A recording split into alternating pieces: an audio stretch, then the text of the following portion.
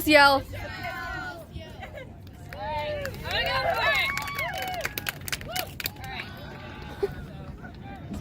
Yeah. All of these events have been associated with misinformation. Lung cancer. Initially, smoking was seen as cool and a benefit to your health. The manufacturers refused to admit that what they were selling to people was addictive and cancerous, even though they knew that the people were dying as a result. And for lead poisoning, companies put lead into gasoline for years because it made the engines quieter and their shareholders richer. The companies denied that it was harmful for people for years, and even though they knew it poisoned children. At Watergate, Nixon lied to Americans when he said he was not a crook, knowing full well that he instructed the Watergate team to spy on the opposing party. Now, I thank President Nixon for all that he did for the environment, but lying to the people that trusted him to run the country is still not justified. We can never accept the assurances of the people who perpetuate the crimes in the first place. If we trust the people who check the facts, who work to find the truth, and who risk their reputation to bring the truth to light. If someone you loved was sick and you took them to see 100 doctors and 98 said one thing and 2 said something completely different, who would you trust? If you trust the 2 doctors, you are putting your loved one at risk. The same principle applies to climate change, except it's like the 2 doctors work for a chemical company that dumps toxic waste into the water source of your loved one that made them sick in the first place. And it's like the doctors telling them that there is nothing wrong with them and they should be fine. Why should we trust the people who create the problem in the first place? There must be checks and balances on the system. If there is anything that is quintessentially American, it is checks and balances. The judiciary cannot appoint its own judges. Presidents do not preside over their impeachments, and the legislator is unable to pass laws without the approval of the president. There are so many things that people associate with America. Big meals, stars and stripes, bald eagles, and plenty. The list goes on. But the only thing that applies to all Americans universally is that they have the right to a balanced system which does not allow for abuses of power to transpire. We are supposed to question why things happen and who is behind them. Therefore, think of climate change and science in the same respect. Do not let the companies lie to you any longer. Do not let them convince you that climate change is a dangerous cult of loony tree huggers and unrealistic ideals. I'm not asking you to join a secret society that believes all big business is evil and should be abolished. I'm simply asking you to be an American and ask questions and demand checks to be put in place. Why is there such a debate about climate change? Who are the entities sowing the debate in the first place? Who do I believe? The perpetrators or the researchers? Now that you understand the reason that climate change is not a belief, but a fact, I am going to convince you why you should care. First off, some people think that climate change does not affect them and will not affect them. But look around you. Hurricanes don't care how rich you are or what color of your skin is. They cannot be stopped by any human force. A place that I love from my childhood was just completely destroyed by floods last week. My family used to vacation in Ocracoke, and it's a place that I love because it's where Blackbeard's ship, the Queen's Anne Revenge, was wrecked. It was always seemed like a place that was magical and was full of adventure, abundant and everlasting, and now it's gone. Eventually, each one of you will have a similar story, whether it's a family farm, an old house, or a special place. Everyone has something to lose at the hands of climate disasters. I don't say all this to scare you into submission. I am showing you that you can't ignore the problems forever, and you can't expect other people to step in. That is your job now. Take the time to ask yourself if winters are more severe, if summers are more severe, and if the storms are more severe, and you will come to the same conclusion as I have, is that you must do something. It may seem hard to take action on climate change because it seems like such a vague threat. It isn't as if a bomb went off or someone was shot. There doesn't seem to be a clear way to address the problem because there's no single perpetrator. However, there is a crime. If climate change isn't a killer, then what about the people who drowned in the floods? What about the people who who were crushed when their houses caved in? And what about the people who died because they didn't have electricity to keep their medication cool? What about all these people who died suddenly and unjustly? Is that not a crime? Usually when a crime is committed, the perpetrator is punished. In this case, it is hard to do. In this case, humanity is the judge of itself. There are very few checks and balances at this current stage, but that can change. With the cooperation of immense groups of people such as you, we can make sure that we no longer contribute to the problem and become parts of the solution. I'm going to be completely straightforward when I present facts. Often children are shielded from harshness and reality to spare their feelings and their innocence. But this is not what we need right now. The facts may be scary, but people need to know the full extent of the problem. We have a limited window of time before the damage we've already done becomes even more irreversible. According to the world's leading climate scientists, which are usually Americans, by the way, also Europeans, so we should trust them with our whole hearts. According to the world's climate scientists, usually officially we have about 12 years to have a 67% chance of sustainability.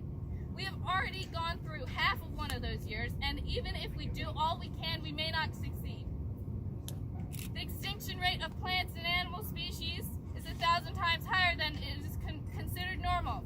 The USA uses 100 million barrels of oil a day and shows no signs of decreasing its consumption.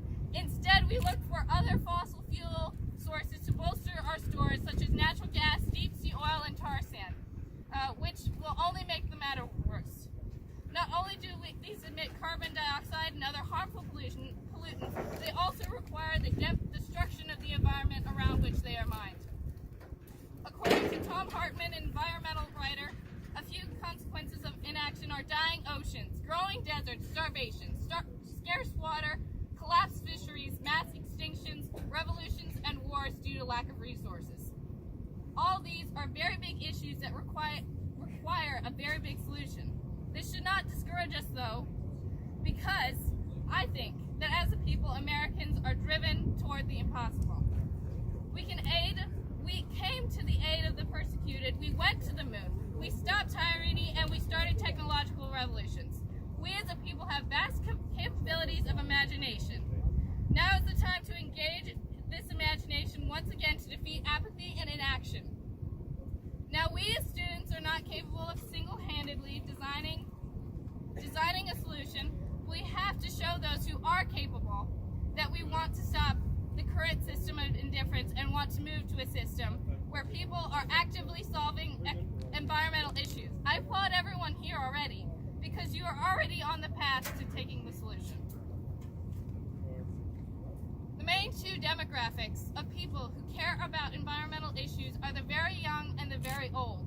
We want a future for ourselves, and the old want a future for their grandchildren. Essentially, that means us as well.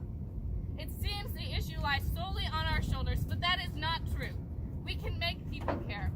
I am now allowed to vote, which means that I can influence what issues are important. Not all of you are capable to vote yet, but you're not that far away either. Just because you may not be able to vote does not mean that you have no voice. A Swedish girl named Greta, of only 16 years, inspired the entire world, including myself, to take action on this day, right here. You can support your beliefs in so many ways.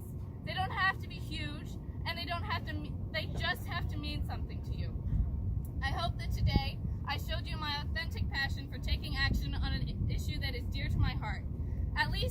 At the least, I would hope that I inspired all of you to have a passion for the environment as well, and not to sit idle and wait for others to do what's right.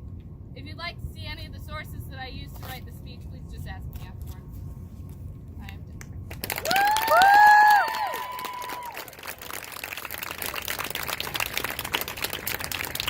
Thank you all for coming out today. Everybody here is making some kind of difference, believe it or not, whatever reason that brought you out here today. Thank you so much. For those of you who don't know, today people all over the county, the country, and the world are walking out in protest against climate change. And by being here, we're demonstrating that we want change. And the more we protest and the more we do these kinds of things, the more our voices will be heard. So as of this past July was the hottest recorded summer ever around the world, and according to NASA, global temperatures have gone up by 1.9 degrees Fahrenheit since 1880. And that sounds like a really small amount, a really small change in temperature for such a relatively long amount of time, but that small number has had enormous impacts on our environment. As most of us know, human activities are the biggest cause of climate change, and it's led to many disastrous events. Most recently, I'm sure we've all heard about Amazon and how it's on fire, and that's ravaged communities. It's destroyed like the homes of wildlife, and it's a huge resource that we take for granted. We need trees, we need to breathe, and this destroys so many other things too that we don't even think about. But there's still hope. It's important to remember that we're not totally out of time yet, and that if we work, we can really fix this. And I know that a lot of times we think, oh, it's just the big corporations, and in a lot of ways it is. It's hard to feel like all the blame is being put on you, but at the same time, sometimes it can feel really hopeless, like my earth is dying, what can I do? So some small things that you can do to make a difference. You can use your energy wisely, just be conscious of it. Being conscious is so important. Food waste, huge thing. We actually used to have a little grassroots bin in the cafeteria where you could put your food if you didn't eat it, and that's the purpose of why we did that, and to help grassroots, obviously. Being conscious of your purchases. We vote with our dollars, so what you're buying and how much of it is really important.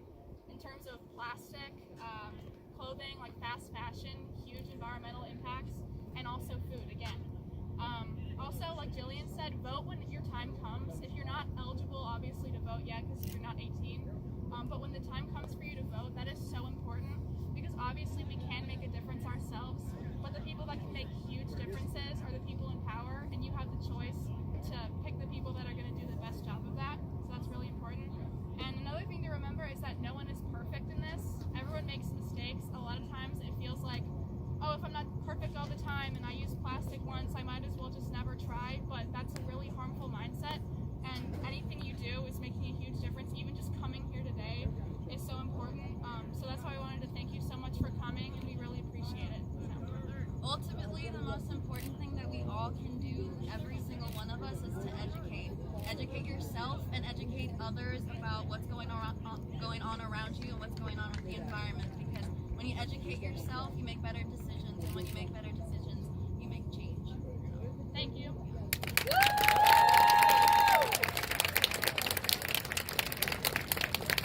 That only decreases our power and empowers the people who have money, who can change things without even having a political movement. So we want them to act in anticipation of the future and not in the short-term gain. So instead of acting for their own personal monetary gain, we want them to act in the ways that would benefit everyone. This might run over into the next period, but we're almost done, I promise you. And you won't be punished for this because it's supposed to run long. And now, if all of you are up to it, I have a chant that we could try. Yeah? Okay.